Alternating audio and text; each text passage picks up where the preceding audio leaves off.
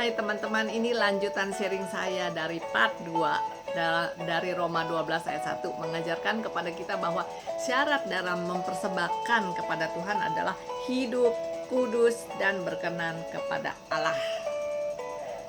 Uraian nomor 1, hidup ya. Hidup dalam ayat ini bukanlah hidup secara harfiah, tetapi kita harus memiliki iman yang hidup, pengharapan yang hidup kepada Allah, serta hidup yang berkualitas di hadapannya. Selama kita masih hidup, gunakanlah dengan sebaik-baiknya. Beribadalah senantiasa kepada Tuhan untuk berkarya dengan maksimal dalam pujian dan penyembahan. Kita harus memiliki hidup yang berkualitas. Artinya mempersembahkan sesuatu yang berkualitas kepadanya. Jadi tidak hanya tubuh jasmani saja yang hidup, melainkan kerohanian kita pun harus hidup di hadapannya. Yang kedua itu kudus. Saat datang beribadah, datanglah dengan tujuan yang kudus, hati yang kudus, dan motivasi yang kudus, yaitu untuk memuji dan menyembah Tuhan. Serta memuji dan menyembah Tuhan pun harus dilakukan dengan gaya hidup yang kudus. Matius 5 ayat 23-24 mengajarkan bahwa saat kita ingin mempersembahkan sesuatu kepada Tuhan tetapi masih berselisih dengan saudara, maka selesaikan dahulu masalah kita, baru kita dapat mempersembahkan sesuatu kepada Tuhan. Artinya saat beribadah kita harus memiliki hati yang kudus, tidak bercacat.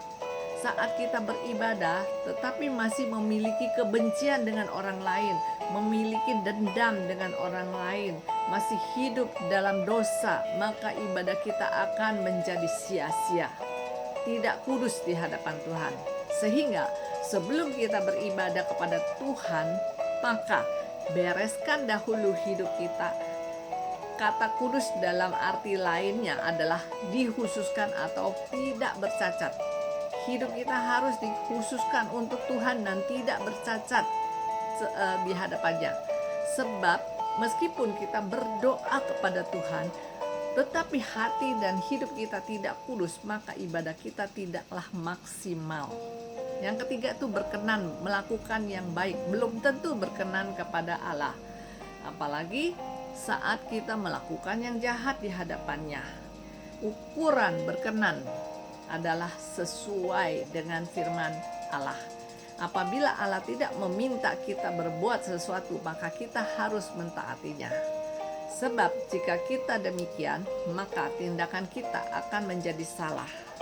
Lakukan segala sesuatu dengan pimpinan Roh Allah.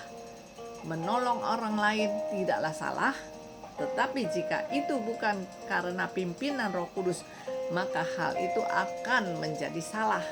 Saat beribadah kepada Tuhan juga berperbuatan yang baik, tetapi jika tidak didasari dengan motivasi yang benar, maka ibadah kita menjadi tidak berkenan di hadapan Tuhan.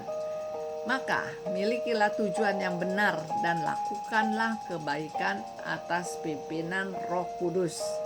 Dengan demikian, apa yang kita lakukan tidak akan salah dan ibadah kita menjadi berkenan di hadapannya. Tuhan Yesus memberkati.